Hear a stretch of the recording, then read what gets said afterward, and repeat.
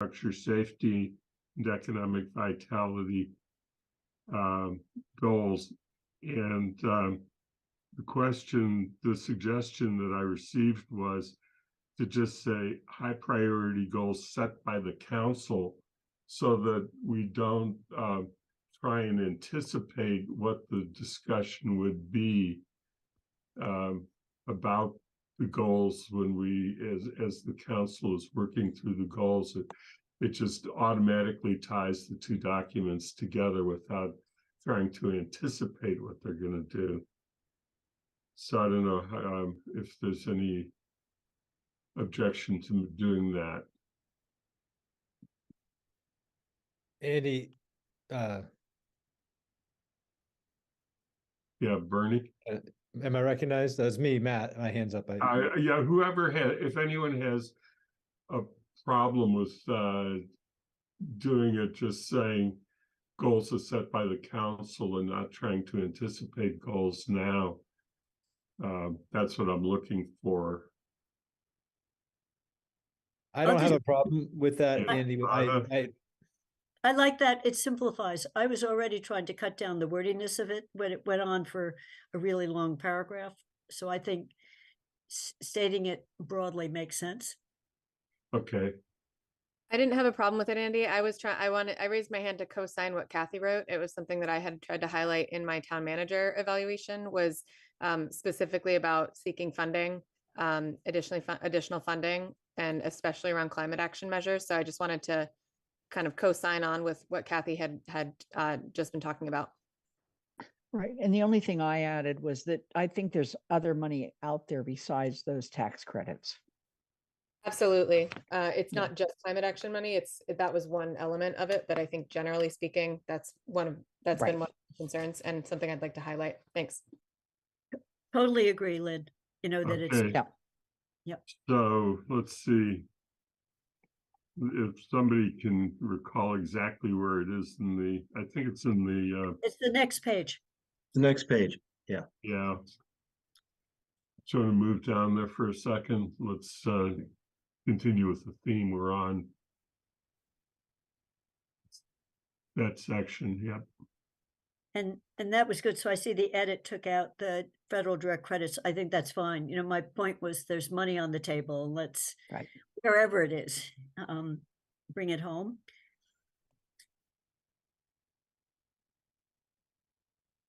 So there's agreement to what is presented there. Mm-hmm. Yes. Okay. Because that is an addition to that. It was not in last year. Kathy started it, and thank you.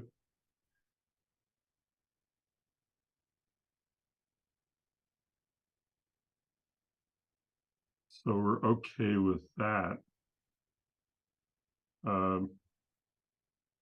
Is there anything else in the executive summary section that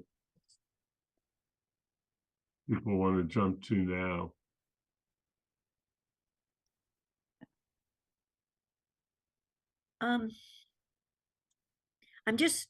This is just purely, I see the orange edit on recent inflation costs are unlikely to be reversed. And also, I don't know. You know, in general, I'm in favor of fewer words are better. So unless I wonder if this is just speculative. So it seems so speculative that, you know, if we, so I'm not sure it adds anything. We've made the point that we're going to have a tough time covering it based on our own labor cost increases. So I'm looking to make it streamlined a bit.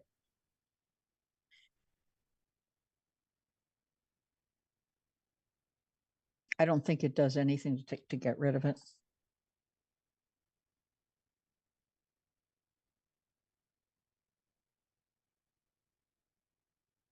So, Andy, I'll just speak to this. The yellow was not that there was anything wrong with this paragraph. It just feels like we're giving the reader a definition of what pot 2.5 is and how it affects ours.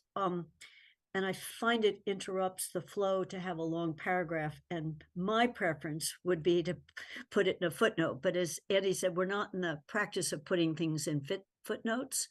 But so I don't have any objection to the words. It just seems like it's right in the middle. And maybe if we think every year there's a new set of readers and we need to define what 2.5 is, then it's a good thing to just put it in every single year, which was the only reason I yellow shaded it. As you see, I didn't move it anywhere. Yeah, I think though, the reason that I had put it in to begin with is just my experience that 2.5 is what really drives budgeting still now in how we go about establishing municipal budgets and limitations on municipal budgets. Matt had a comment that he made in an email to me that he may want to speak to directly about the effect of assuming the 2.5% every year. But in reality, this our major funding source is our property tax, and it is limited what we can do with it, and it places limits on what we can do as a town, because our revenue is there and we don't get revenue in a progressive sense. Bernie? Yeah, I would favor, this is, again, this is the one thing that keeps coming up over and over and over again, is Prop 2.5. I think everybody should be familiar with it by now, even newbies. And, there may be just one sentence somewhere that, that references the legislation. If somebody doesn't understand it, needs to go look it up. I would take the paragraph out. Okay. Let me see if I can come up with a way without doing it as we speak to shorten it to one sentence. Anna has her hands up too. Anna has her hands Anna? up. Yeah, I was just gonna say, Andy, I think a footnote would be fine, even if it were referencing a web page like through the state where folks can learn more. Because I think, Bernie, I hear you, but I think this is one place where people might be introduced to it for the first time. And so even if we don't, as a newbie, they don't necessarily need to get the entire thing here. But I think if we could link to something, that would be helpful. Just saying, Prop 2.5 was established, blah, blah, blah.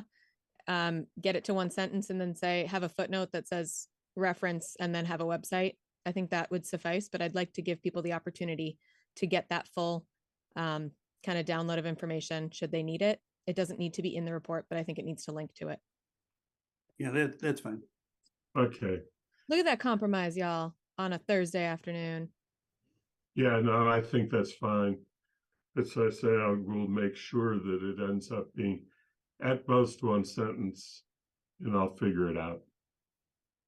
And we'll have one when we get to, there'll be opportunity for review, because I'm going to work on it as quickly as I can after the meeting, so that we don't have a long period of time.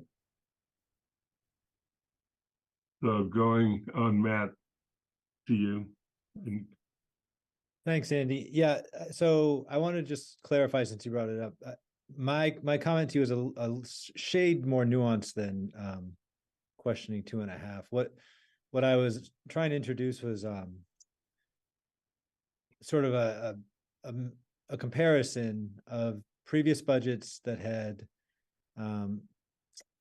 drawn, I think it was 63% of the revenue was from property tax and 11% was from local receipts. That was from the financial indicators presentation.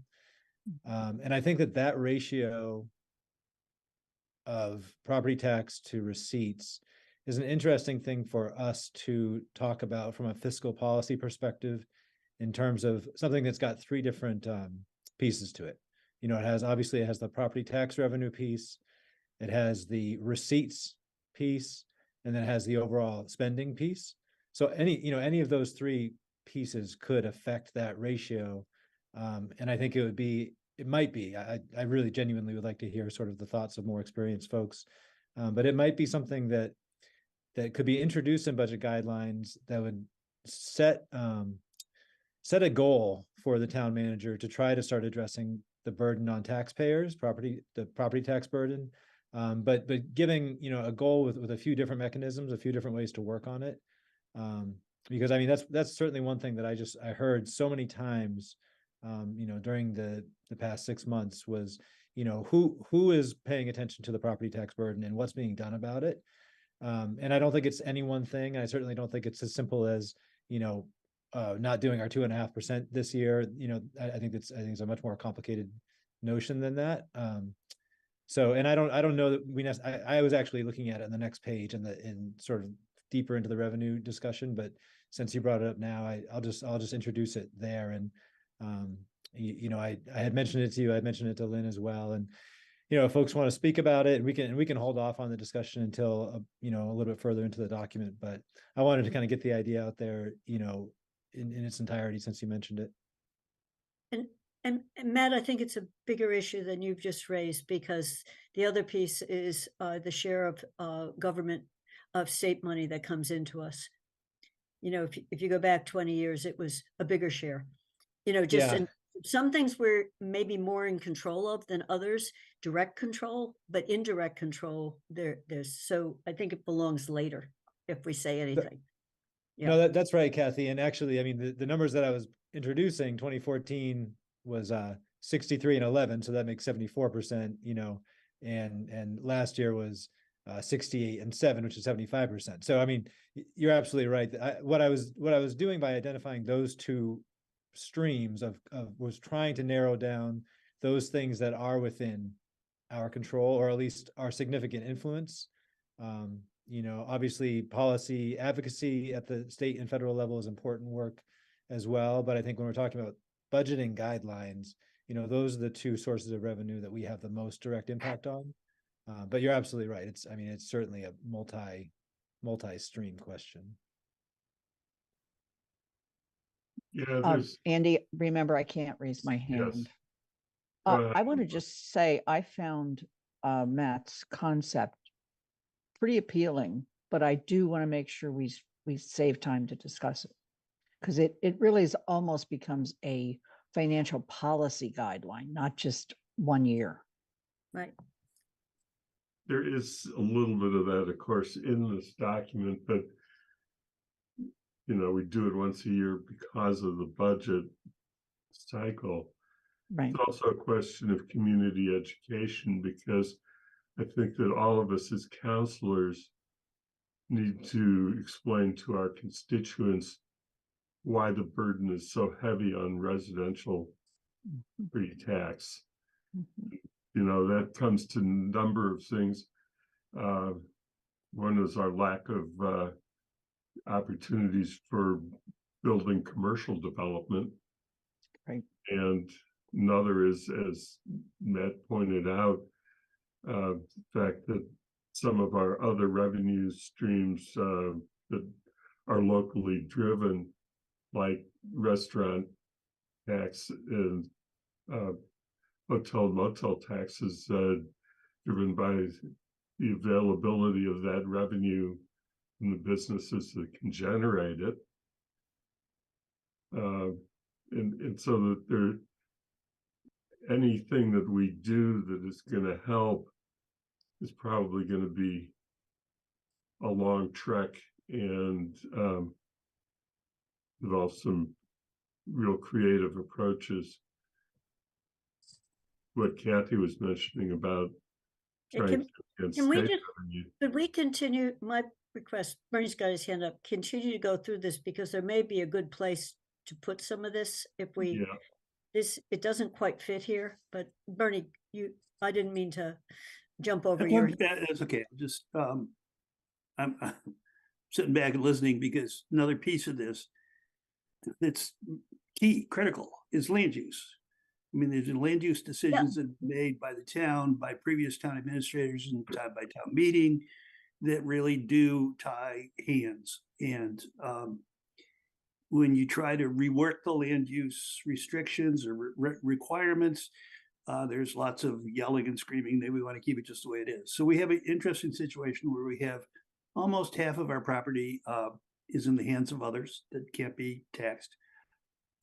We have a relatively small proportion of our population that are taxpayers because of half of our population is student and transient. And then you have our land use regulations because we like to think we're nice, this nice little bucolic community that can exist in the middle of, we exist in the middle of our own universe. So, and that we're immune from economic forces. So people really need to think about, they really think about all those things. They really think about land use and get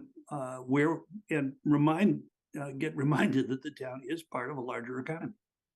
And we may value Amherst to nth degree, but the people who can cause some development or cause us to be in a better position to raise tax revenues may not share that value in economic terms. So I do think just this risks going into a larger debate because one of the points I point out is I've got some cities that do very dense land use and they can't balance their budget each year either because of rising expenses. So the big thing is that more than half of our land has no taxes on it when we put our conservation land, and we are property tax poor when it comes to taxable property. Well, the towns in Massachusetts are dependent on the wealth tax, what the wealth being the property and how the property is developed. And if you can't develop half of your property, then or if it's removed from your ability to tax, then you are constrained, and it's an interesting problem. Yeah. So that's a huge constraint. So. Okay, shall we move on? Yep.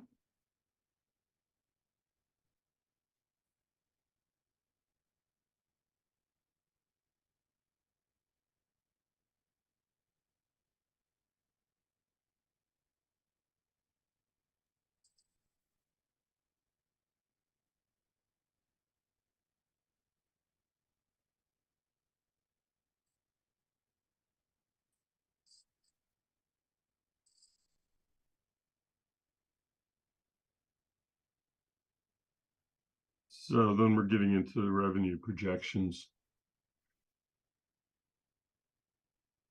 which is really probably one place we could talk about some of the issues that have just been raised about, or we could do it later when we get to towards the end of the document and talk about future recommendations. But we have a pretty clear statement, third paragraph, that commercial property is limited and more than half their property is tax exempt institutions or conservation. So the burden of the tax falls on residents and small businesses. I mean, it's not a very long paragraph, but it states the box we're in.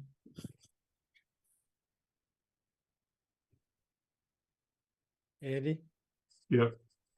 Go Just ahead. looking at the first paragraph of that page, which is the first paragraph is where I was playing with that statement, but I noticed the number is 69% in your first sentence. Is that a rounding?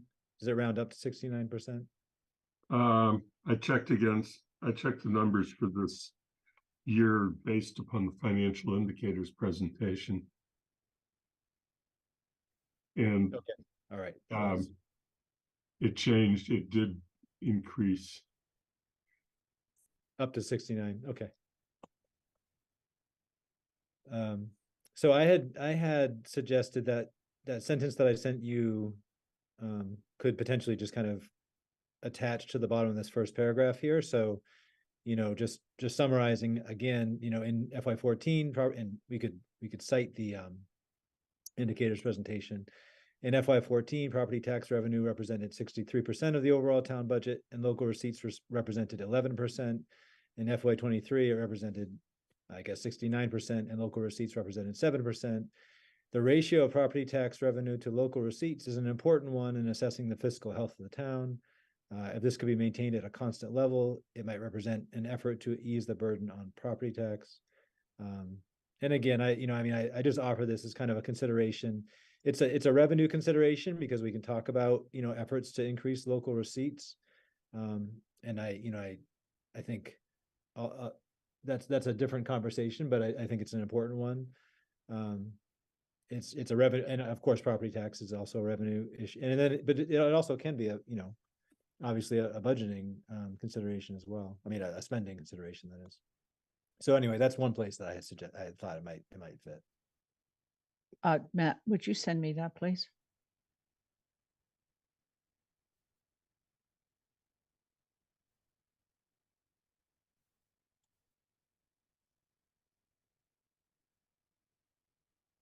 Yes, and it also to me, as you do that.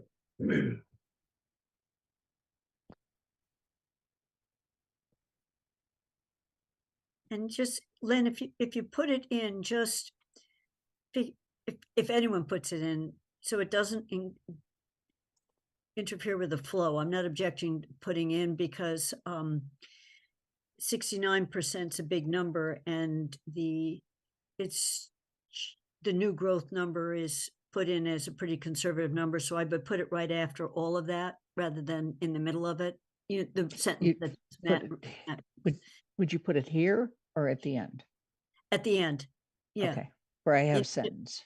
Yeah, because the first several are all related to the property tax. And then the rest is, by the way, here's the other. So Matt, yeah, okay, got it.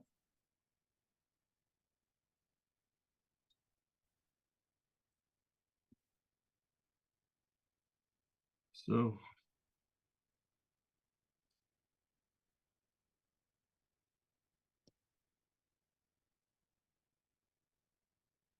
Just make sure it's, yeah. We'll have to double check all the numbers.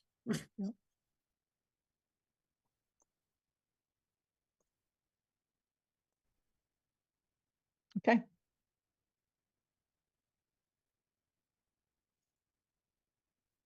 So then moving along.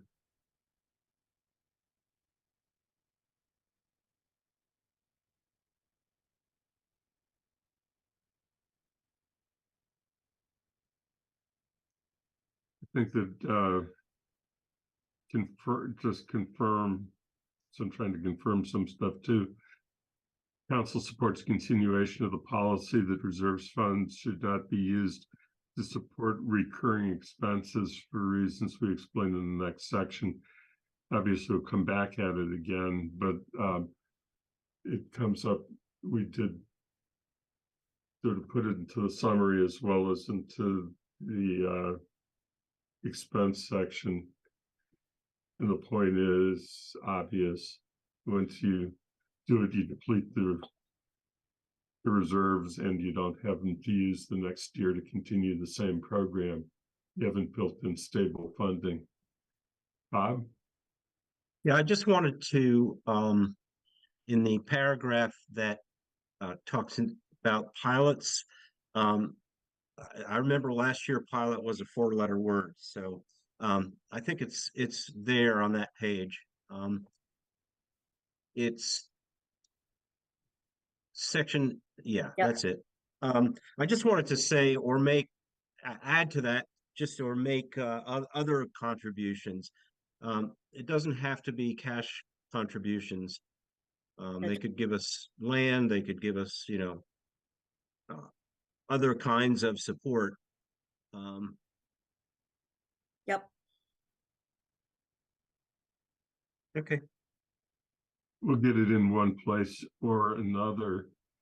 Because I think that our explanation of pilots later is a little more complete. Okay. Recall.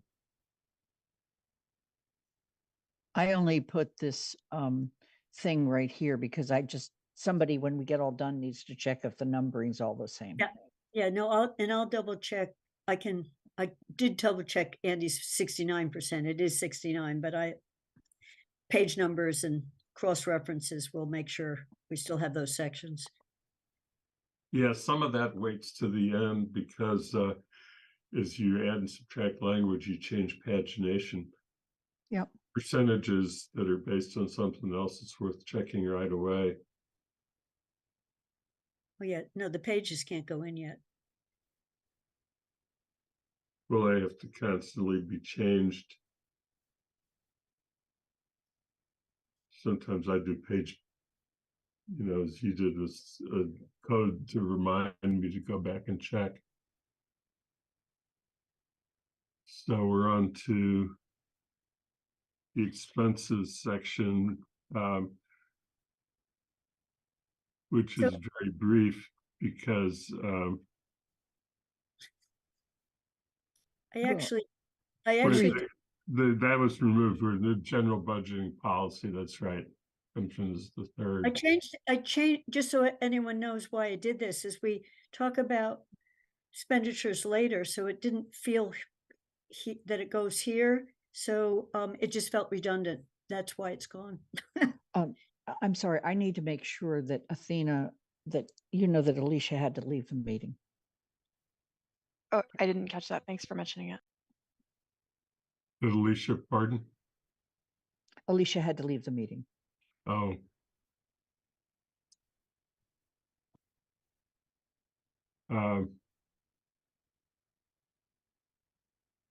So we get into the general budgeting policy section.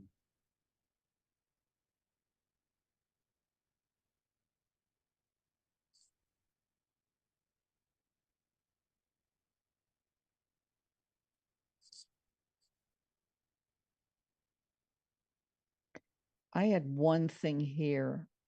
Oh, no, I'm sorry. It was a minor one.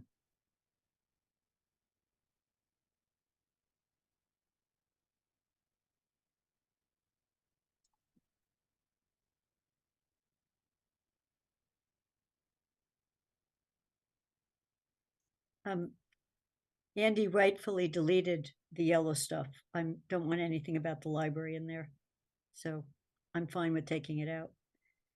I did this, working on this a month ago. Sorry. 2 weeks ago, anyway. Yeah, we wanted to bring it into where we were now. Yeah, so, And of course, we have to anticipate too, because by the time the council approves it, there will be some changes also.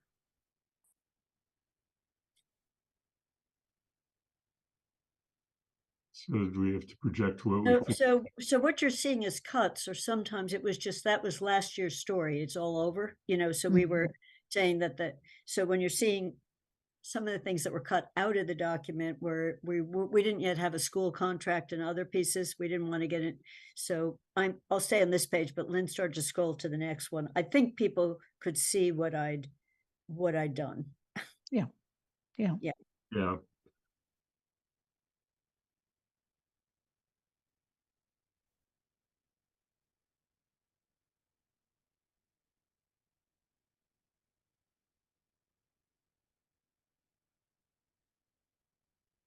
Matt Holloway has his hand up. Yeah. I'm not sure exactly which section we are in. But I'm looking at the general budgeting policy section. Are we there yet, Andy? Yeah, we are. I thought so. So we have this first paragraph, which I like because it does kind of capture a multi-year CREST DEI and the firefighter fund. I think that's smart and a nice way to get a little bit broader perspective than just the year by year. But it also captures where we're at this coming year or this year. And are we clear enough? I mean, CREST and DEI, we know are general fund items. I mean, and correct me if I'm wrong, but the 4 firefighter EMT positions, those are somewhat supported by the strategic agreement, correct? That's correct. So, Yes. I mean, do we want to at all call out those 3 different new or newish expense areas by dedicated funding sources, or is that too is that unnecessary? Well,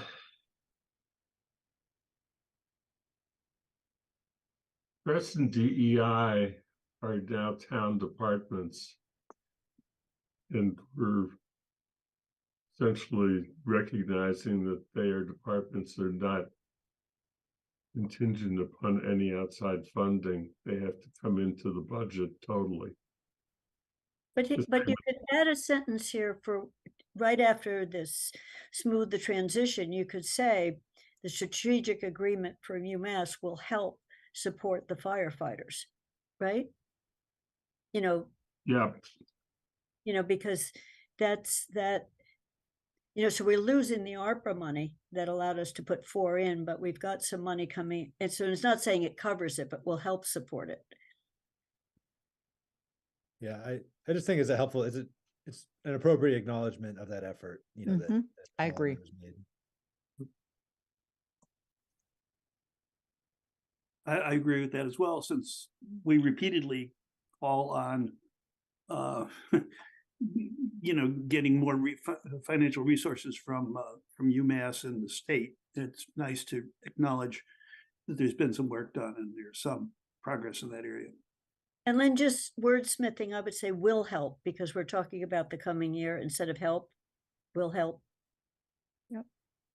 Yeah, I would just put the word, yeah. Yeah, thanks.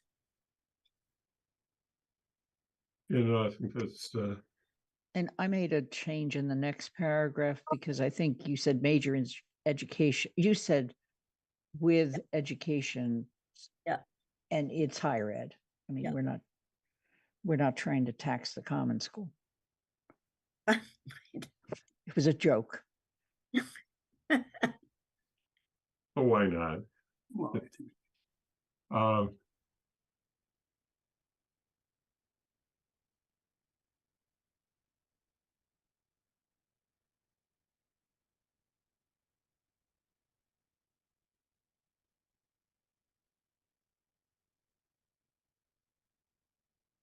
All of these places where we refer to stabilization funds and free cash, just make sure the years are right. Yeah, For I instance, wasn't good at, I Yeah. wasn't always fixing the Yeah. year.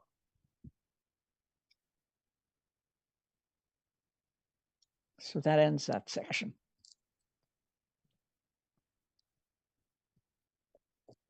Andy, I have a question about the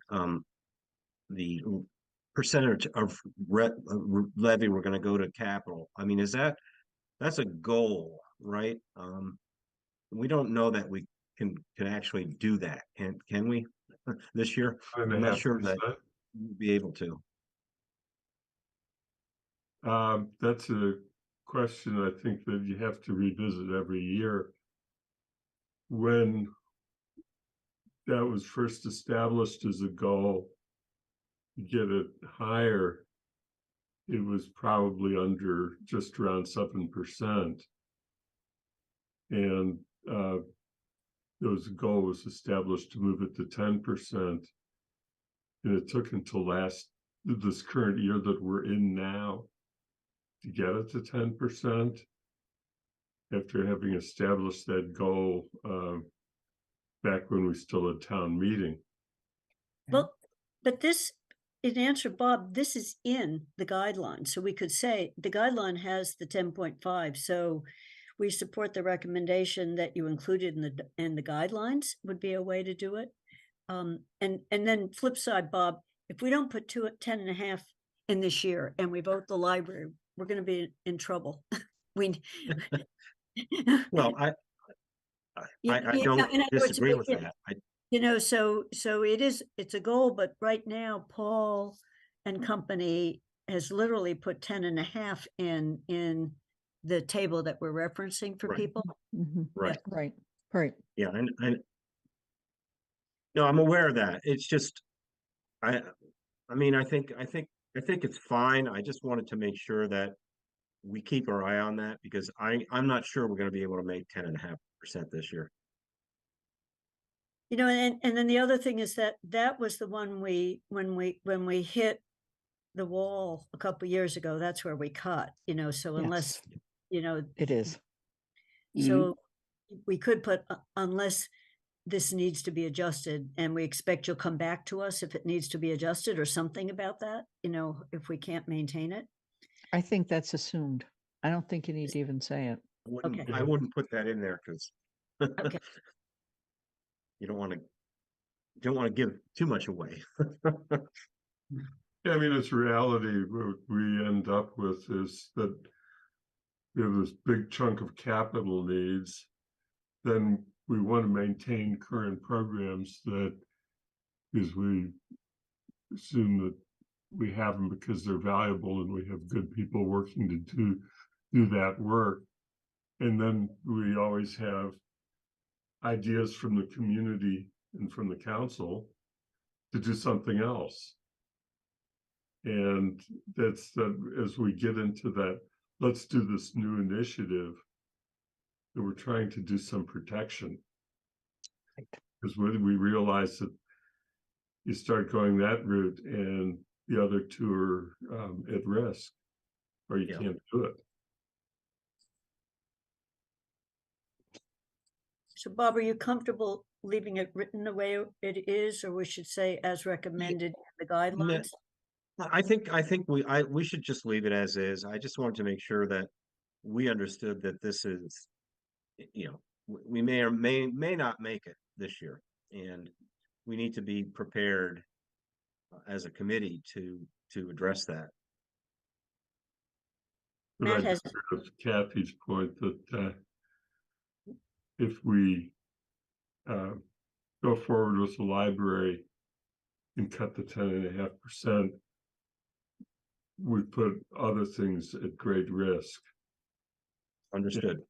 It's going to be a tough discussion if that were ever to happen.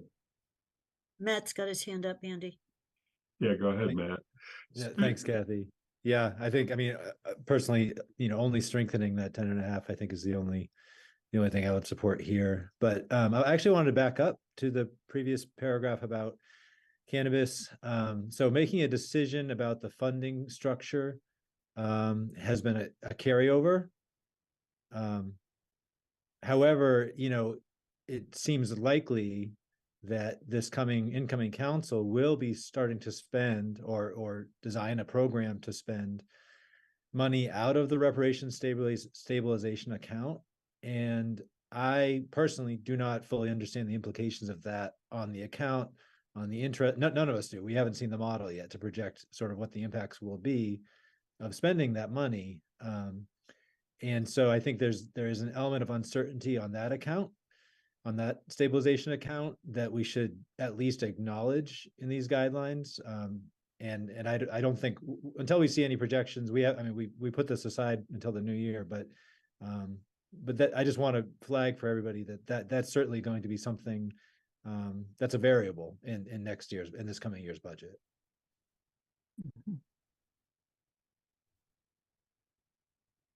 I guess I would leave the wording as is, because this is the revenue stream. The commitment to do the cannabis money is where we are right now.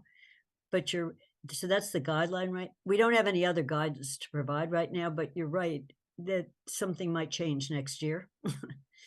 Well, maybe Kathy, after the words 2 million in the middle of that paragraph. So I'm just going to read it just to give a flow.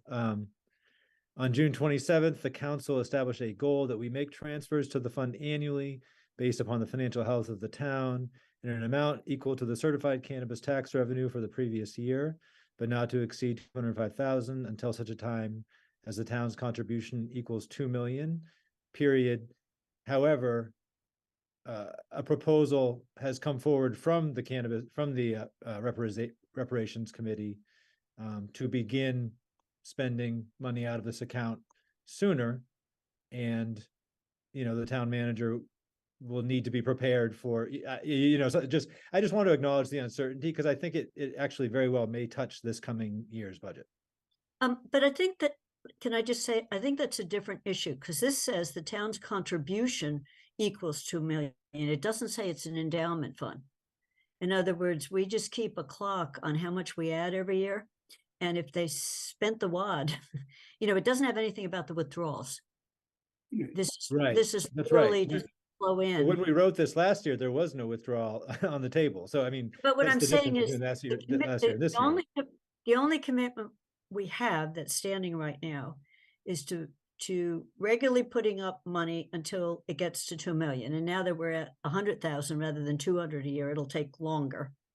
So there's nothing that has changed from that now, but there is a potential that they'll start drawing on those funds earlier than before. And that's to me, it's just a totally different issue than, Yeah, yeah, no, I hear your point. Is there a section in here that's more appropriate to speak to the health of the fund than this section? Because I'm speaking to the health of the fund and sort of, you know, what impact.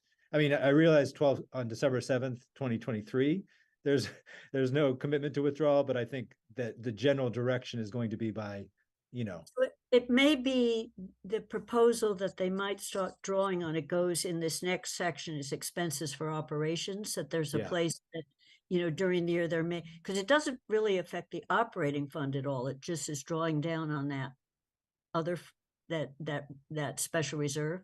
that's That's right. Yeah, that's makes what sense. I think a better place to put it. When you get there, tell me where you want it. Okay.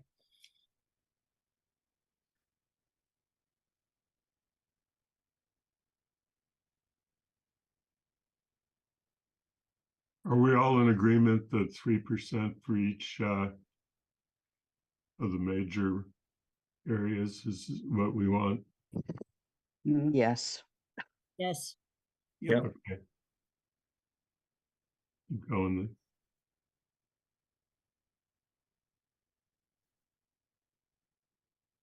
So I see Kathy's drafting note has been struck, but you know, it struck me, no pun intended. You know, I mean, I don't think that you know, there's not gonna be any change in salaries, and certainly all the costs in terms of temporary storage for the library. It's, you know, it's a hard argument to make that the operating budget of the library will go down, but it's a provocative, you know. I actually asked the question and it has been soundly answered since I wrote. Okay. And Okay, fair enough. That is a good I question. told Yeah. Andy to go ahead and just redline it. Okay, all right. It works for me. Glad you asked. Here's another one of those places where Kathy said, yeah, that was last year. This is this year. Yeah. Mhm.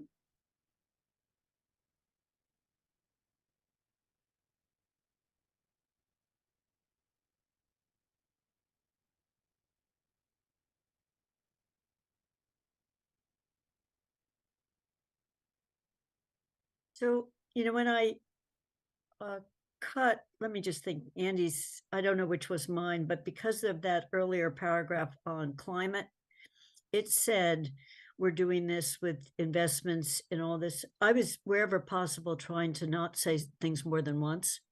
Mm-hmm. And so it says it up in that earlier one, that in our capital budget, we've been moving toward all of this. So wasn't that isn't true. It's just, it's already been said. Mm-hmm. Right.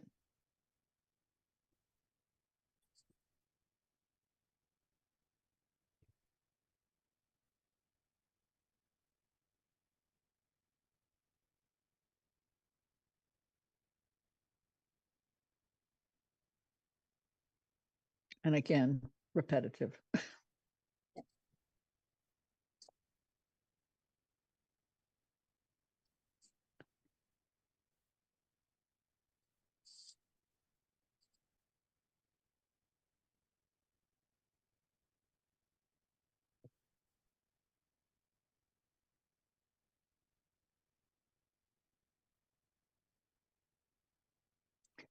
I added a few words in on the crest thing. I've been very strongly urging, not just is it working based on what we thought it was, but is it effective?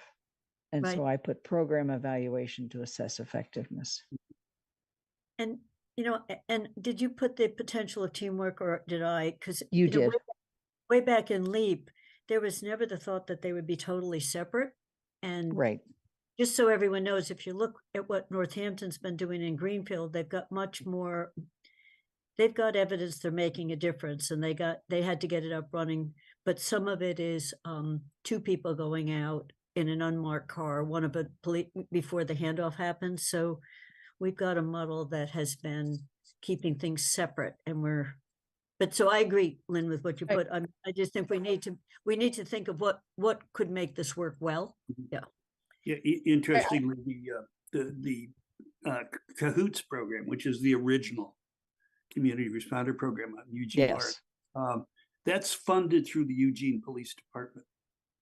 I've got really big concerns with that framing, actually. I think that was one of the original things that CSWG really emphasized, was that they were not co-responders. And I want to just caution us as to how we're framing this, as to not change the direction of the program in our financial guidelines. I think that it's really important that this is not, it's not funded through the police department. There's a lot of reasons why that's important. And this sentence stands out to me in a concerning way. And so I want to look back specifically. I think that there's a difference between working as, two different departments in the same town, and the collaborative needs of that, and working together as a team.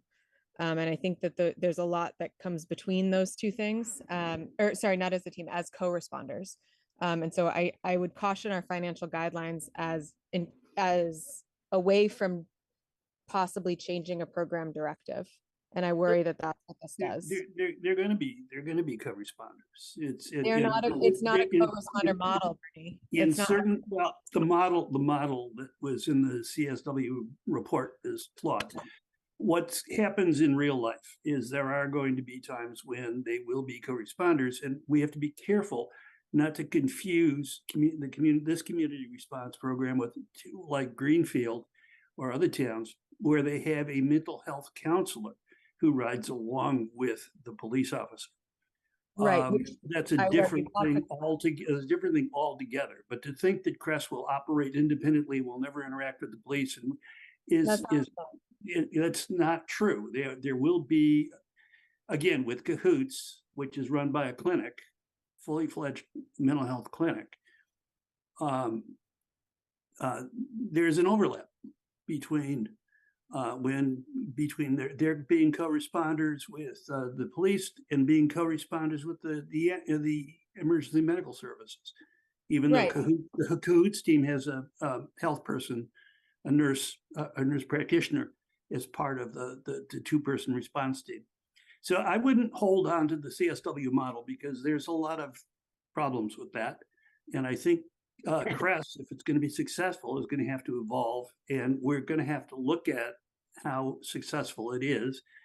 And Bernie, but that is not up to the finance committee. And I worry that writing it in the finance report, we are acting as if the finance committee gets to decide how this program operates. And so the Crest responders are not trained mental health professionals. They are not the co-responder like we have through CSO. And so what I would like to caution us against is dictating the functioning of a department through the budget guidelines. That's my concern. I don't disagree with you that the model presented by the CSWG will need to evolve, but we should not prescribe that evolution through the financial guidelines. And so I worry that in the phrasing of this, and I can try to think of a different sentence in the next 10 minutes, but the phrasing of this, I worry that it to me reads as too directive towards the operations of a department. That's what I'm trying to say. Anna, I just want to say that last sentence, the law enforcement, blah, blah, blah, that was in last year's guidelines, and we all, that's not new wording. That is wording that we saw last year and the whole council signed off on. I understand that, and I'm just pointing it out. This year, it strikes me differently. I think that's something that I hear you, and I don't think that the last sentence specifically is bad. And I see that it's the same. I mean, I hear you that it's the same one. I caution us as how it was just described on this call by this committee is not necessarily what I think is the right message for the finance committee to send. So I would love to think about some clarification on that. So it's the verbalization, and maybe the second on the sentence above it where the blue adds and potential teamwork, just can do a period after Crest staffing needs period. And then I think that's fine. See, Lynn, right at the end of the top of the page, assess effectiveness and assessment of police and staffing needs period. And then just take out that other, because we say the teamwork again, in the interest of not saying things twice, we already have the sentence that was in there last year from LEAP.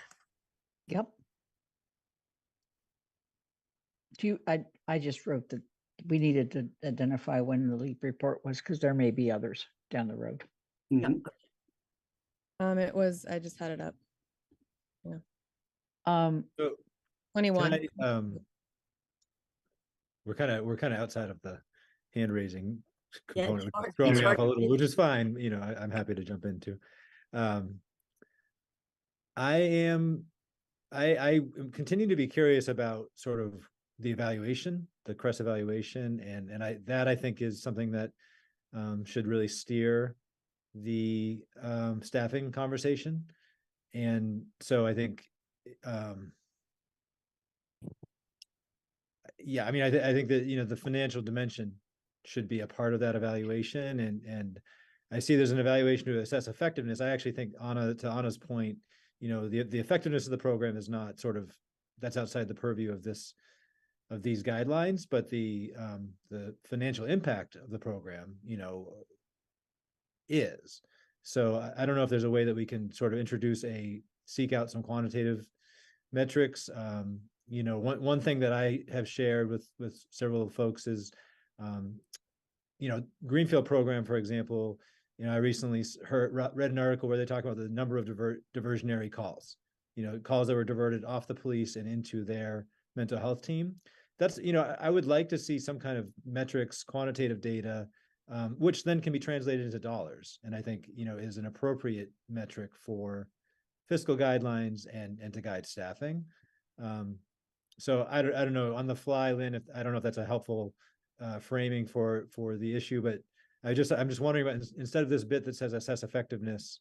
But don't you think that's what effectiveness is? What do you, I guess that's how I interpret that word. So I think you're interpreting it differently. Yeah, maybe I'm just looking to refine it. Yes, I think effectiveness, but honestly, if I'm a casual reader, and particularly if I'm somebody who is sensitive to, you know, CREST being like under attack, program, what, you know, if I'm sensitive and defensive to the program and the structural integrity, you know, effectiveness can mean many things, right? Effectiveness can be, you know, the perceived impact of this visit on this one person, you know what I mean? So I think quantifying the program's activities and then translating that into staffing is a more appropriate financial lens to look at this with.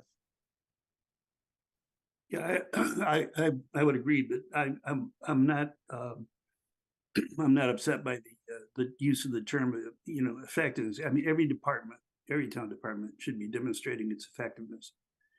I think in this case, where we're trying to build a new service, having benchmarks, having data, and is important, and that's what has to happen. I sort of cringe every time I hear a call that we need 24/7.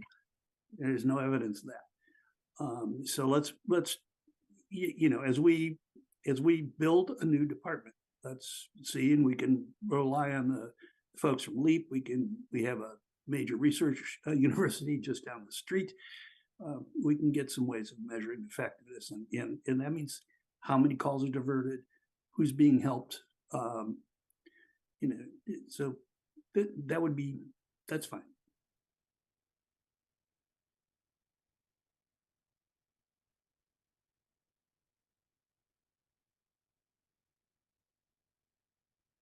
I'm not. I'm gonna not put hearing my- like a rousing support for the idea, but I might pop in. I'm not going to put my long-term program evaluation hat on, but just to say that programs, when they are when they start, should have goals, and they should be evaluated based on those goals. Mhm. And I'm just going to We jump in. don't- I agree, Lynn. I think, and to Matt's point, it's tough because I agree that saying you know, the program evaluation needs to be in there could step beyond the purview of this committee. And it's one of those tough things. And I hope I don't sound like I'm, you know, walking back my main point of what I said earlier, but for us to only emphasize the financial impact also minimizes the other important elements of the impact, right? So it's tough to say solely financial impact, and I don't want to minimize all the other things about it. And so I agree with Lynn, like that's part of it. And I don't necessarily have an issue with the framing of program evaluation. And I'm trying to remember back, and maybe other folks know what the timeline is for that initial evaluation that was being worked through with the Donahue Institute. And see, one of the reasons I want to put this in here, because I'm not clear that it's been active. That's what I'm wondering, if it was I'm paused. I'm feeling it may have been dropped. Okay. So that's Well, that's kind of where I'm exactly it. going. And my impression is that what Donahue provided was guidelines for this is the sort of metric you should be gathering, and Yeah. then it was dropped. So that's why Yes. I am actually, nudging further on this quantify, instead of assess, say quantify effectiveness, because I don't think that we're going to be getting a report anytime soon or ever. I don't think any report is forthcoming from that contract. I don't think it was expected to. Okay, That's yeah, part of the and problem. I did, but that was an assumption that I didn't really, have any reason to, I guess. The other thing is that as much as we're the finance committee and these are financial guidelines, these get approved by the entire council. Yep. And I think of this as kind of with my full council hat on. So Anna, thanks. I know you do evaluation as well.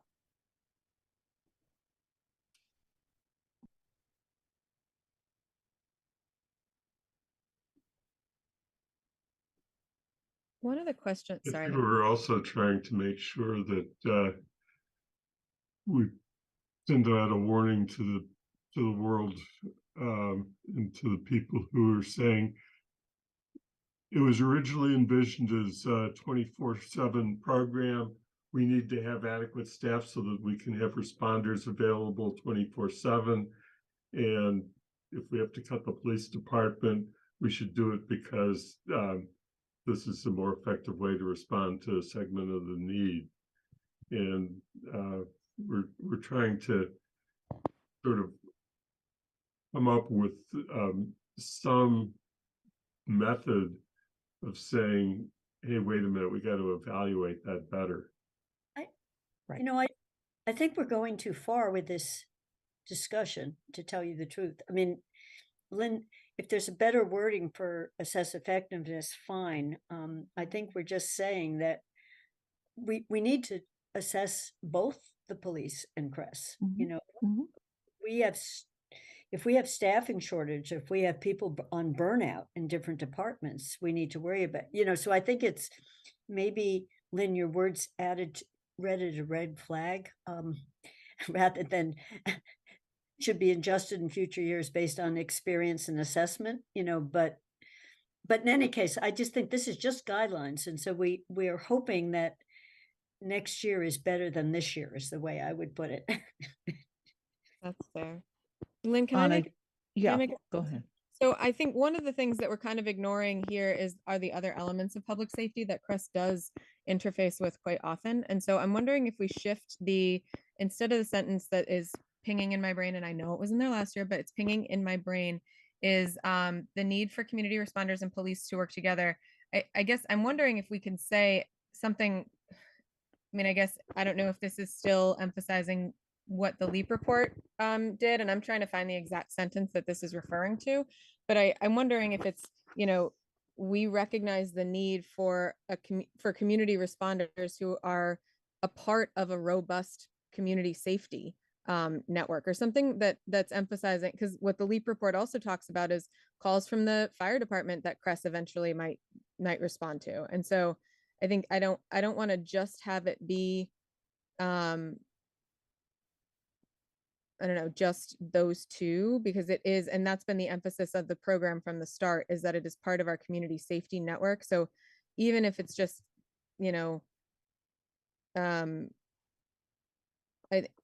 for a robust community safety. That includes CRES, the fire department, police. It just put them all in. Yeah, exactly. I mean, because I actually, Lynn, I was pitching it for the end, not there, but it's fine either place. I think you could just take out those last sentences for the sake of not being repetitive.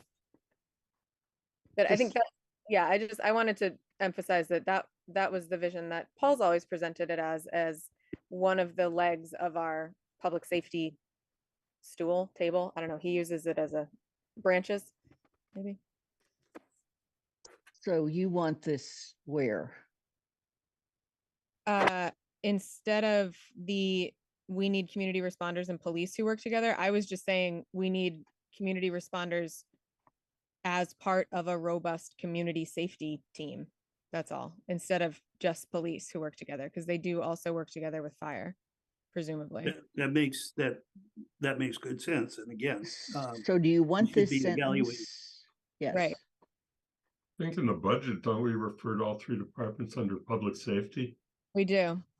So Sorry, I public think safety. those are the words we should use, public Yep, safety. thank you. Sorry, Andy. Okay. Now, where do you want this? Okay, I would like you to move that to, I would honestly take out the second to last sentence and replace it with that, but I don't know if people want to refer back to the LEAP report if folks are attached to that. It sounds like there's been a lot of evolution since the LEAP report, and so I wouldn't be upset about. Maybe we put it right before that and leave it in there. Yeah, because the LEAP report had a lot of this wording in it. It did, absolutely. You know, And maybe it's- not this wording. I mean, they were talking about, yeah. And some of it is, well, yeah, it's just such a good report. I don't want to lose. Yeah, no, absolutely. I'm fine referencing it.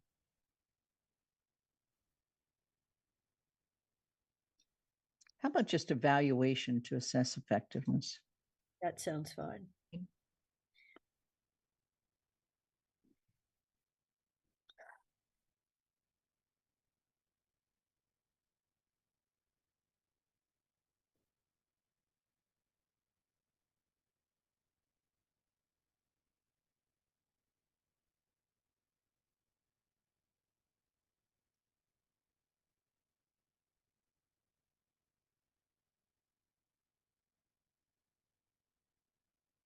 Mhm. Okay. This is grammatically not something most people want to do. I would want to go like, and the.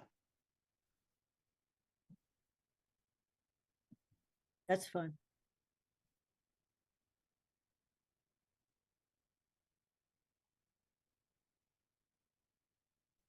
I'm trying to move us off of here so we don't get Yeah. stuck on wordsmithing.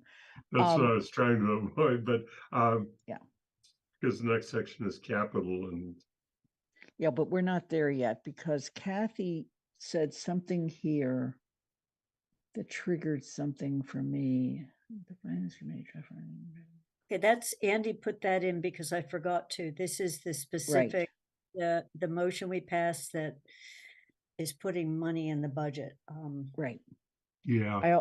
But we I didn't also write that, Lynn. I just purely wanted Okay. to not forget that we needed to put it in the guidelines. Yeah. I think I might take the quotes out and not quote the motion as it was worded because it's rather confusing wording, but get the substance in because ultimately what the council, it was on this motion, I believe, and it was passed, fairly substantial vote. If you just say Council- the council recommended, including, you can just make a very, including, But the finance committee, including the draft financial guidelines, recommendation to include the amount. Yeah. $4,000. and you don't need to put the Budget. votes. You're not to put, maybe I did write this, but you don't need to put the votes. I can't, it's hard to imagine that I put those No, I wording in. think I put that in because what happened was that Yeah. I had Athena put a send placeholder, me the section of the draft minutes for that date because we haven't seen the draft minutes as a council yet. And then I was just kind of late at night as one of my last acts trying to get this done by taking the draft minutes and make it a paragraph. So maybe I'm just being dense, but why is this particular item a part of our guidelines package? I mean, I Because feel the like it's, council voted that they should be. Council is very specific. It's to an what- increase. no, yeah, excuse me, I'm Matt, sorry. it's an increase in the budget, so we're telling, we're not making any recommendations anywhere except for increase the budget here. The council, he's got penciled in council payment, and he needs to add, town manager needs to add 64,000 if he hasn't already. Okay, I get. And are we doing that? So every time that the council proposes any new, I'll spend, I mean, I just feel like it's a very specific thing to be calling out here. We- Amongst, It is, but $200 it's, million budget, so. It's kind of a first. The only time this happened is when we brought in Cress, where we had to add money to the budget, but it wasn't in advance this way. This is kind of a reminder that this has got to be, as he develops the budget, he has to have this in the budget. Or maybe we should Okay, say, I mean, don't- it's an don't increase forget. on a line item that was already in the budget.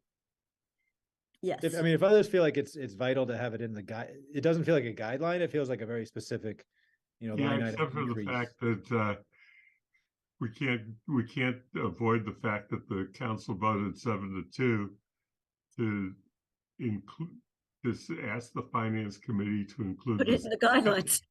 Okay, so the motion was actually to put it in the guidelines. I didn't realize Yeah. that.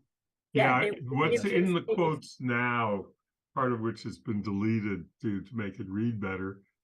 But what's in the quotes now was the motion that was. Okay, all right, I didn't realize that. 7-2. Yeah, it Can was, I- Okay. it was a more than odd moment, Matt. That's, Yeah. yeah, that is odd. Okay, all right, thank you. can I raise two issues? We never voted, but when we discussed the Charter Review Committee, we said they might need funds. And at that point, it was, well, then that should be in the financial guidelines. It wasn't a vote. So, Yeah, that was, and what would they need? They would need. Funds for a consultant. that, I mean, just something like the Charter Review Committee may need funds to support the charge from the Charter. Maybe,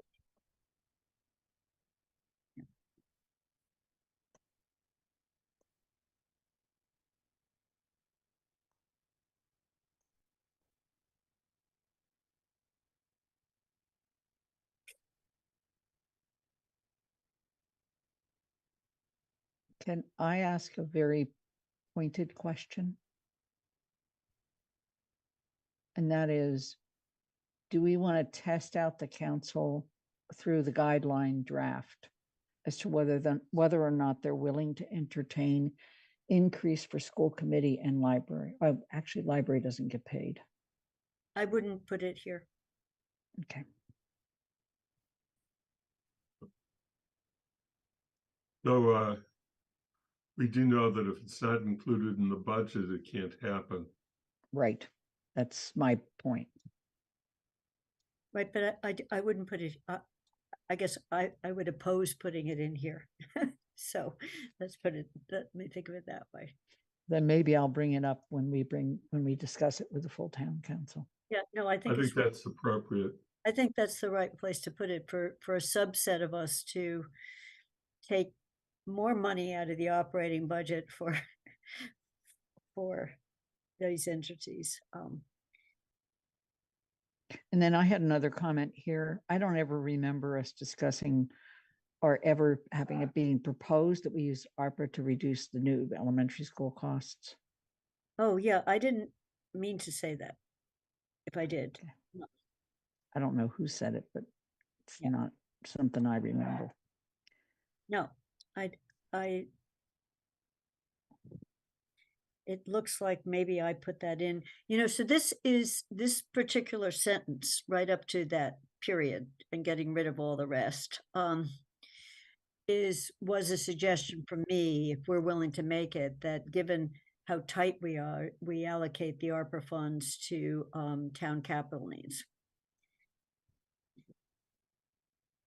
I personally wish we would do that. I felt like from the beginning, we should just take all the ARPA money and use it for the town, but then that's not how it happened. So I put it in there for whether others on finance are willing to do that, because it would help a lot with this whole idea of a certain amount of money for roads every year. There's Mhm. apparently a way we can sequester ARPA, we can book it and then use it, so we could, get roads up to a certain amount for each of the next 3 or 4 years, which would be really useful. And we're not going to be able to do that with the 10.5 capital. It's just so everyone knows, it's penciled yeah. in at 600,000 roads. So Kathy, right after I introduced the idea of school committee pay at the town council meeting, you should introduce that. I've said on multiple occasions that the ARPA money should be used to offset the town's capital expenses and the potential for borrowing for those expenses. Yeah. So using what we have left to take care of some outstanding capital needs is perfect. Okay, so that's the sentence, that's just the one sentence paragraph, well, it's 2 Yeah. sentences. So that's it. Let it stand alone, because I think, Yeah. I'm not the only one who said that, certainly, but I really think it needs to be emphasized and pressed that, this is one-time only money. It's not going to repeat itself. So let's use it for one-time only expenses. And just so people know, Crocker Farm, the school, is on the list of needing a new HVAC system to go out for debt borrowing. So we could avoid it for what it's penciled in on if we use some of the so this Mhm. it captures what you just said, Bernie. It's in the pipeline is something we really want to do, and helps us do it. Yeah, it just makes sense to me that you offset as many of your future capital expenditures as you can with it. And the fact that I have 3 grandkids at Crocker Farm doesn't seem to factor in. Well, someone actually who swims at Puffers said, "Are we ever going to dredge Puffers so we don't have to keep closing it down for various kinds of fungi?" And it's on the back burner for capital too. We don't have the money to dredge. It's Yeah, just well, the dredging will help, but it won't. yeah, it doesn't cure You it. got to But take care of what's going on upstream before you can. yeah, no, and that was it too. We just don't have the money No, right the now. problem with dredging on Puffer's Pond is. Oh, I'm sorry. I didn't. I If you didn't mean to don't raise. dredge, I if you don't think it dredge- would be best if we end the conversation. I'm sorry. I'm just thinking of the delayed stuff. So this is broadly enough. Yeah. yeah, What was- we'll skip that. What is this part of a sentence? What was there? I I don't think it's just part of the same paragraph, isn't it? in your budget to provide a fuller picture. In other words, I got it. the actual I just- the budget Yep. never shows that we had another $3 million we were spending. Yeah, that Yep. just somehow got bumped. All of us are saying, but Yep. wait a minute, we did more than this, and there was that. So having him artfully, that was last year's wording in your budget to provide a fuller picture. Yeah. So maybe when we clean this up, it will work. Yeah, you might just a backspace to Right. might get you to get where the paragraph is that we're not seeing right now. Not to worry.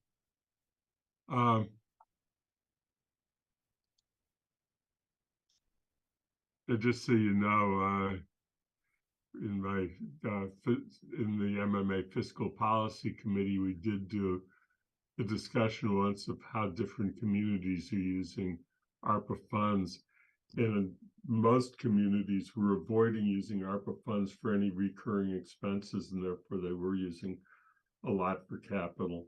And I was thinking that for most municipalities, that's what they did. Andy, right. We ready to move on? can I ask one, I'm sorry, ask one question on this, on ARPA. So I think what you just said kind of spurs me to ask, I mean, and I think that what this is ultimately saying is can we sort of tie a bow on the ARPA, like, can we see the totality, the plan for the totality of the ARPA funds as it stands right now It's supposed to come to the council on the 18th. of this month? Yeah. Oh, good. Oh, so Well, it might be too late. We might be too late to get this statement out there, Matt, then, because, but yes, I'd like to tie a bow. yeah, You got, okay. Well, maybe that presentation will spur some additional pieces to this, so I'll sit back and wait then. so Nick, All can we right. get? next We're going page? on to expenses for capital.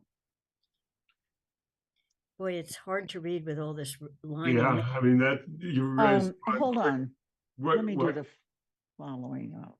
Wait, and- Simple markup. one quick thing is that while we're talking about the ARPA, anything that the council does in between now and when we finally get this draft to them, we may need to come back and quickly make last adjustments and have a process for doing that. Because if Oh, funds are, Andy, I'm sorry to interrupt you. I've actually moved this discussion to the 11th. okay, so we'll have time. So we'll then. have time, right? I'm sorry. I should have told you that. Sorry. So Okay, the draft we're working on, once it's cleaned up, will be in the council's hands for the 11th, Lynn? Yeah. no. Yes. No, I was not intending that. That's what Well, Lynn just said. that's what we tried to do, and I should have called you and mentioned that we were going to do that. I can't imagine that it makes sense to do that, because I was assuming that we would get one last draft and that it would be an opportunity to go ahead with the meeting that we had on the 12th, scheduled for the 12th, and that's going to be a concluding item of today's meeting. And Well, then I can't. 12th, Yeah. we would have one last chance at the draft, and we would be able to conclude the transfer memo for remaining items, and we'd be done for the year, hopefully. But So Andy, my- if we continue to move through this, we might get close enough to a draft that you could share to everyone tomorrow and just take comments. We might not be there, but we might. Yeah, I was going to do that, but I think that those comments will be wording. They're not going to be changes that. I just want to remind us that we have never discussed the guidelines at the council level at all. So Yes, we we did put it on the 11th. We can certainly move it. I was frankly trying to reduce what had to get shoved into the 18th. Last year, there was some last minute changes that got adopted after the first discussion. They were not major, but there were changes. So why don't we finish and then decide whether or not it's going on the 12th, the 11th, or the 18th. So what I did was I went to the simple markup so that you could read it better.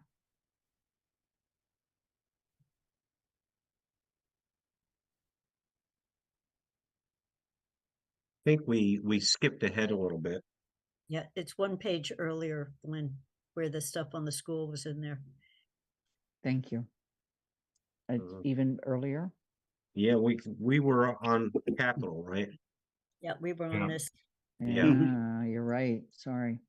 I wanted to add or just caution that we say that we're going to have savings from the new school. I think we should say that we anticipate having savings, because I don't know that we will. You know, when push comes to shove,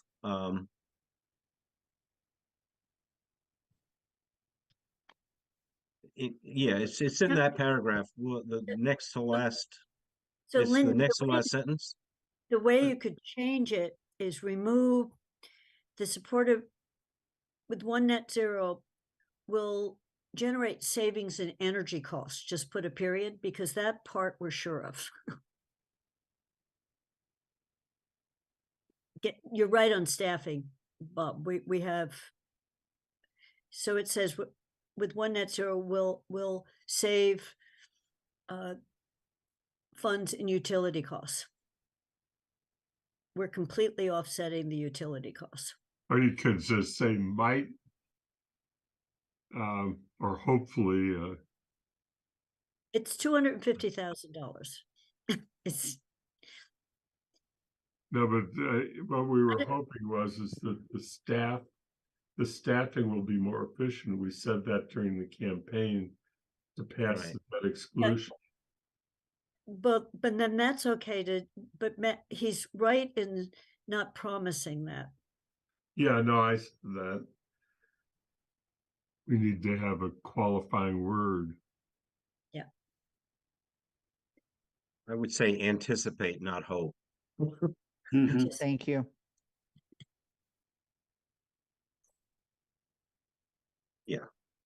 I just didn't want to make it like we're counting on this.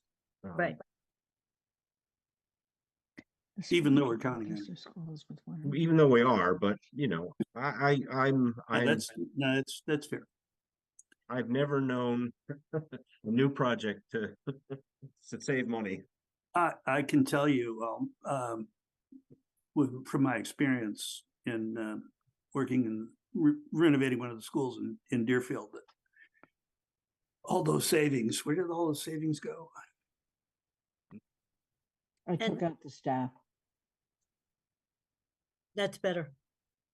Okay. And the question of who remains, who should benefit these savings, do we need that? The town is going to benefit. It's just, does that go in the school budget? Where does it go, right? It's not going to come, if there's savings, it's not coming out of the school budget. That's my pessimistic take on this whole thing. I would just strike that sentence. I would take the sentence out because we're clearly not giving it to private citizens, so it's, yeah. I want the savings.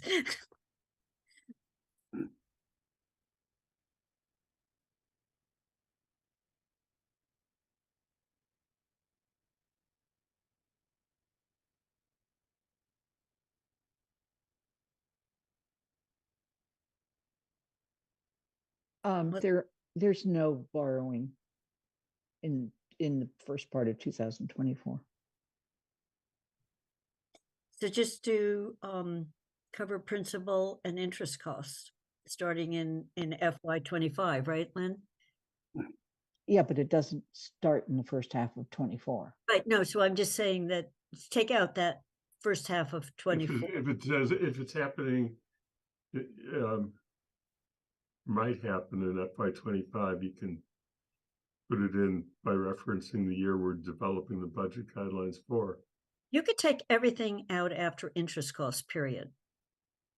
The first time we take a bands out is it's the middle of next year. Okay, so what do you want me to do? Well, it's FY 20, it is the fiscal year we're talking about, so you could just say the budget will need to cover principal and interest costs, period, Got it. right? Yes.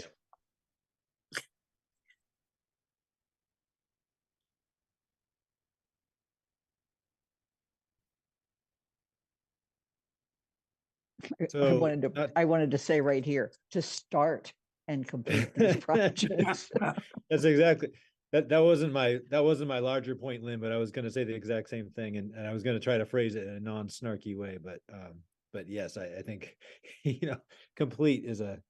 Yeah, no, it just to Yeah. start, yeah. Yeah, start might be more appropriate.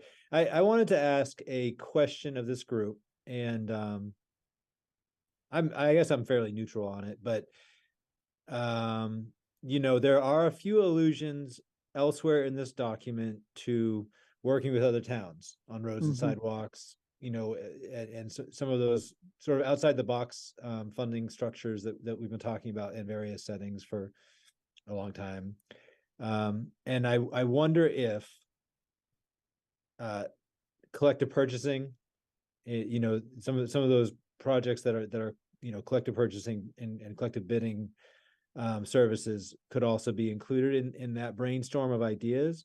I was thinking it was in this section, but it's clearly not, because this doesn't talk about any sort of collaborative funding. But maybe since I'm bringing it up, and since it's coming up sort of naturally here, you know, just looking at non-traditional approaches to funding roads and sidewalk work, you know, we could include that here as well, and maybe we go capture some of the language from the other section that has it, as you know, instead of being duplicative.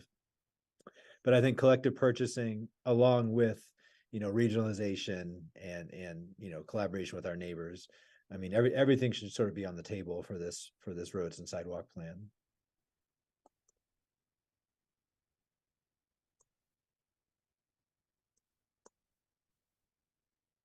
Thank you.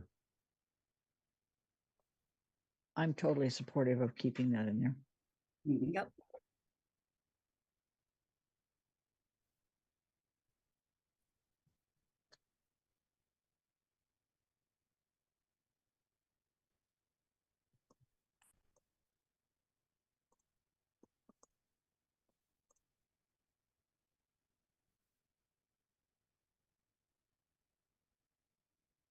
I also split it off, so it stands alone. Yep.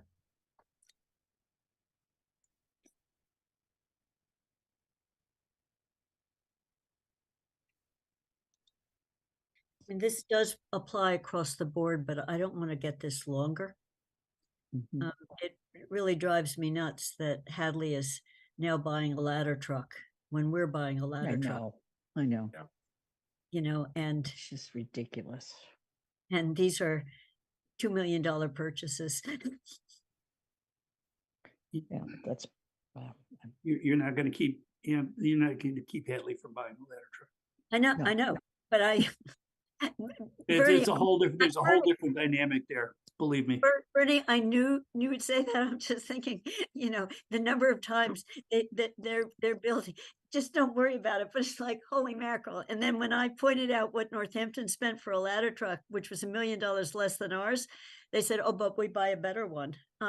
So we buy the top of the line.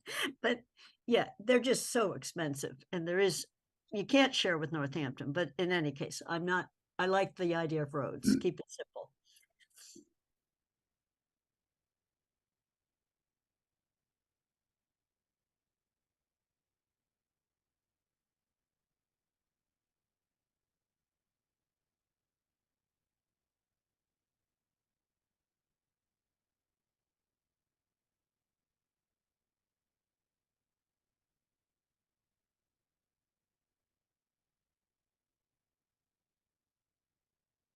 I Boy, didn't have it.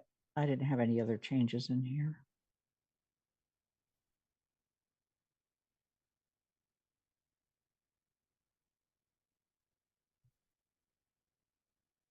A process question. Sorry, I may have missed the conclusion of the discussion. We are going to Oh, meet wow. again on the guidelines, correct? We have to, Yeah, after, okay. I assume we're going to meet after the council gives us feedback, but Okay. that wasn't what Andy was assuming. Because there are a couple of things, and I really don't want to do it today, but there are a couple of things I'd like to come back to. So I just want to, but if we're not coming back to it, then I'll say it today. But I'd rather wait for when we're all fresh.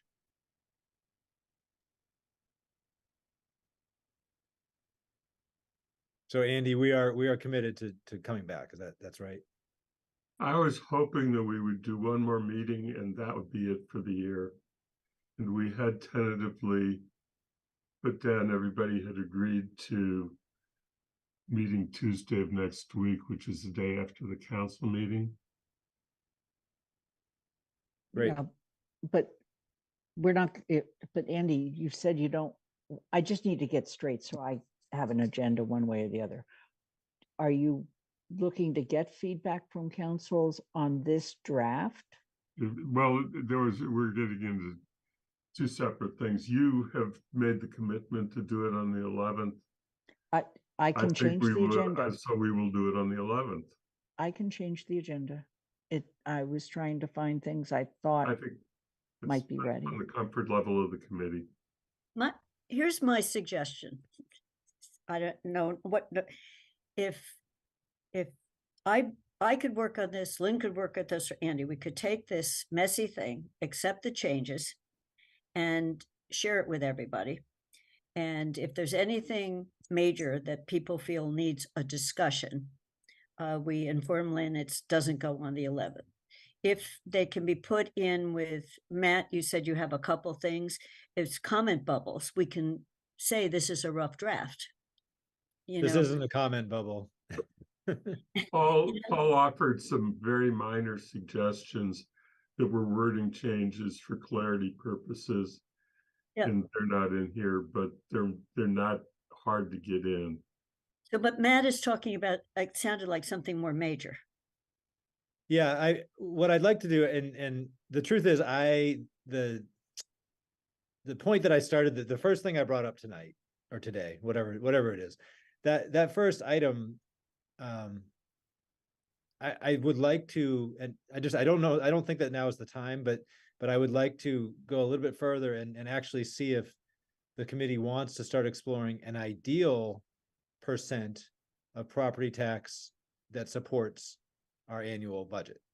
And I think that's something that we're not really prepared to discuss now, and I wouldn't put it in a comment, bubble. I think it takes some deliberation, and obviously the whole thing is up to the actual council.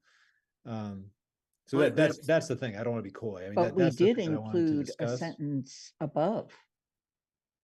And he's saying set a thing, and I think that's a longer discussion, and it couldn't be here. But I think it's a good discussion to have when we meet in the next calendar year, because many of those fees will drive businesses away if we get too high. There's a real tension on those other sources. We can do hardcore press on the state. If the state came anywhere near to what they were paying 20 years ago, we would reduce the pressure on property taxes. But I think it is a longer, if we said we don't want it ever to go higher than 69%, I don't think we're not in control of something, nor is the town manager, to set that percent. But I think it's a good discussion to have, and I'd love to have it, Matt, in terms of a target, like the 10.5 for capital. Can we, yeah, is it a target, and, it shouldn't go any higher than whatever, or, he was at someone's house with me when they said, could property taxes not go up 1 year by 2.5? Could we ever say 2% this year? Right. But, well, and I don't look at receipts, and maybe I'm being sort of naive. I don't look at receipts as being, permitting fees. I think we're talking about, actual revenue, tax revenue on business being done. No, there are permitting fees. We went up on. It's included. I know that's included, but I don't think that's what, we'd have to, break down the analysis. But it's more of, the reason that I bring it up is that it's multi-factor, it's multi-factor. It could be, it's not just whether it's 2.5% or not, it's the assessments themselves, right? There's multiple things that drive the actual amount of property tax revenue. Mm-hmm. And there's multiple things that drive so I feel like it's something that we could explore further, and the guidelines would be a good place to sort of do some of that. But again, I don't think at 4:45 now is the time to really. Well, the challenge is that there's no economic logic behind the 2.5% cap. Just like there's no economic logic behind California's 1% cap. Outside of the fact that it was a best guess on the part of the developers of this, that it would slowly shrink public spending, because inflation and other factors would outstrip the 2.5%, and it would force you to reduce. The state sort of mung things up, because after 2.5 passed, they increased state aid. So we all took a deep breath and then watched a bunch of stuff fall apart because maintenance was the first thing that was cut when in that panic of 2.5. And I can tell you that as a new select doing that kind of stuff. So it's a tall order to talk about that. There's one comment I wanted to make at the very last paragraph. There's a pink last page is a pink section here. In regard to Move up. I think up. yeah, move up a little bit right there. Yeah, Amherst should also strongly advocate statewide efforts to enact legislation for allow municipal governments to assess pilot payments. I would, again, if you're going to do statewide stuff, I would not limit myself to education. Well, and the way that this is written, actually at a statewide level, it's for tax exempt institutions, period. Yeah, that's what And it should say, because higher ed's an issue for Amherst. But if you want to get some traction statewide, you're going to have to give people the opportunity to talk about other organizations. Yeah, so you just take out tax exempt institutions. Yeah. I would say including, the reason it keeps never passing is because the moment you do that, the hospitals in Boston, who have a great lobby, show up, and that's the end of the discussion. Yeah, Well, Bernie, yeah. I guess I had kind of assumed the opposite of what you said, and I'm curious. I think this could be a whole other discussion that I personally would be really interested in having, but does it get more traction when you remove it just from being higher ed? Because I think that's exactly what Lynn just said is the concern I keep hearing. Well, you also, yeah, that's true. You also get real pushback from all the colleges and universities in Boston. Oh yeah, they have their own lobby. I mean, they have their own lobby. They have their own set of lawyers. The thought here is that they're and education is a major factor. You want to look to see how many state reps and senators you could rope into supporting this. And so if you have a broader base to stand on, you've got a better chance of getting something done. Right. That's the logic behind what I'm suggesting, and that's in part from experience and in part from study.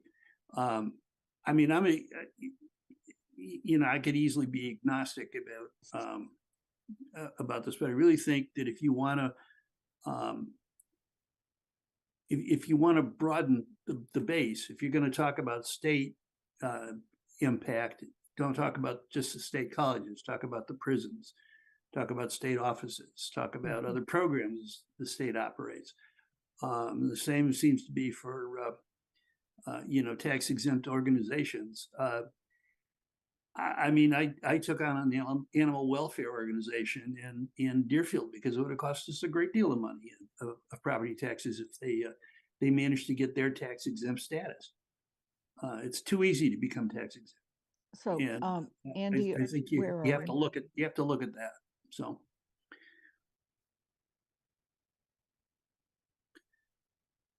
I'm not going to die in the ditch if it doesn't change. No, I think Lynn rewrote it while you were talking. Okay. I'm fine with it. Yeah.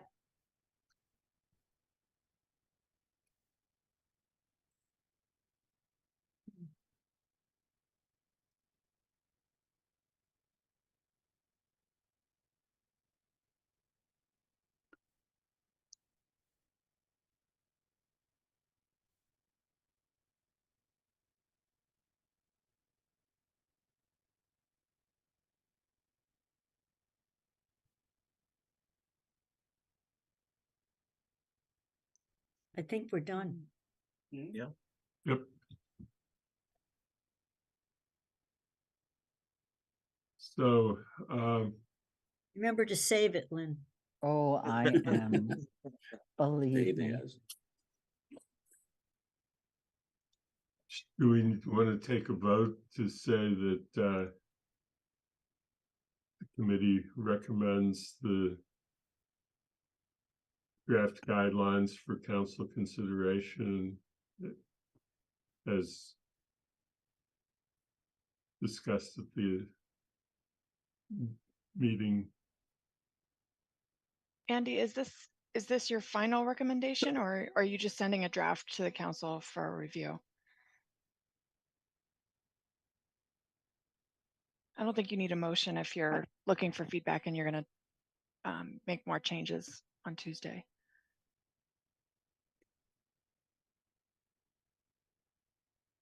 Well, it's always up to the council, because the council could say, oh, we like that draft so much, we're just going to adopt it. Yeah, dream on. If they, I don't have a problem with saying to the council, here's our work product. This is our recommendation to you. Your feedback is welcome. And then if the council has feedback, making changes, especially if the changes are only some phrasing, some simple phrasing. Andy and Kathy, do you want people on this committee to give you feedback on this draft with all of the changes and stuff? Right now, it The includes, more eyes that go through something at the end, the greater the chance that you'll pick up on something that just is wrong or doesn't make sense. Or If, you- well, And- I would turn it back if I could be a second reader, if Andy has time, or he could be a second reader to get this, what Lynn sends us, to just do a quick, that they're not typos, they're not dangling sentences, they're not weirdnesses, and fix it. And then do people want to see it before it then goes into a council packet? To say, boy, that's not what I thought it was. So that's a question, because what do I have tomorrow? I have the school building committee in the morning, but we ought to be able to get it back. I think it should be able to get it back by late Friday or Saturday morning.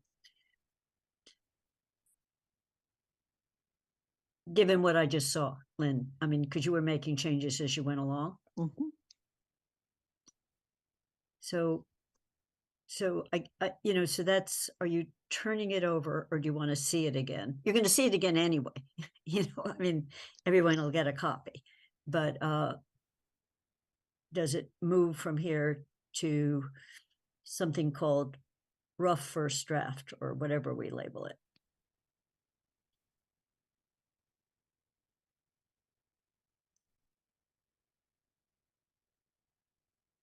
we could just give it to the council for the meeting on the 11th, just saying, this is the current draft for the committee has, and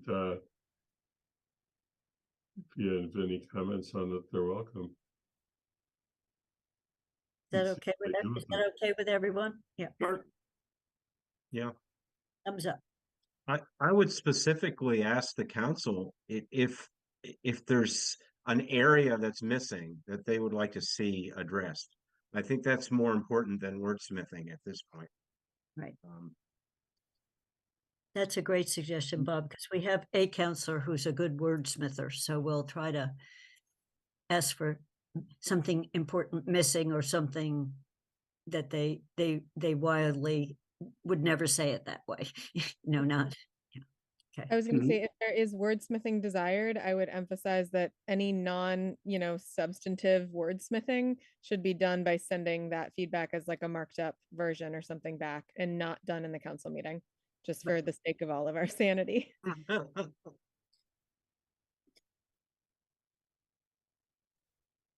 Okay, that's terrific. Okay, so we have a plan. And we will meet again next week on Tuesday.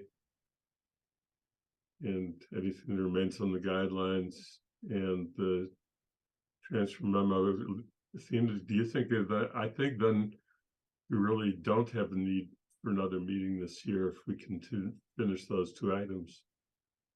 Holly, I have one request of you, or keeper of the presentation that was given to us, those tables that we're referring to, can you just pull them out and send them so we could actually put them in the report? The tables that look like the revenue table and the expenditure. On pages, I draft think projection, 32 the and estimated. 33 of the indicators. Because it's in a PDF, we can't pull it out. Yep, absolutely. I can send it in another PDF version just separately, or an Excel version, or whatever works. Whatever pulls those two out, we then can incorporate them into I think this. if it's in Excel, you can move it into Word Yeah, without can too move it much in, trouble. if it's Excel, Yeah. it's really easy to, yeah. Sure. Who did you want me to send it to? Send it to Andy. If you send it to Andy with a copy to me, I'll know we have it, and it's pretty easy then to just Yeah. What, take the old version out and put the new version in. Yeah. thank Holly, what Absolutely. happened in prior years, and Kathy had the experience more recently with the capital JCPC, is that when we got to the end, Sean would just plop it into the final version. So we're just transferring it from Sean to doing it, but he would do it as kind of the last step of the process. But we don't have to do that if we have the file. We can just bring it in, so Right. We can just you take don't have care to of it go- and yeah. don't have to wait to bother you again later. Thank you. No problem. Yep. Okay. So any other business that we didn't anticipate? We've- Anybody show up in the audience? I doubt it, but I will look. No, it says 0 still. Yep. So at that point, I guess we can declare ourselves adjourned. Yeah, Thank you. Thanks, Bye, buddy. everyone. Right. Thanks, good work. Thank you. Thank you, Lynn. Absolutely, Andy. I'm sorry.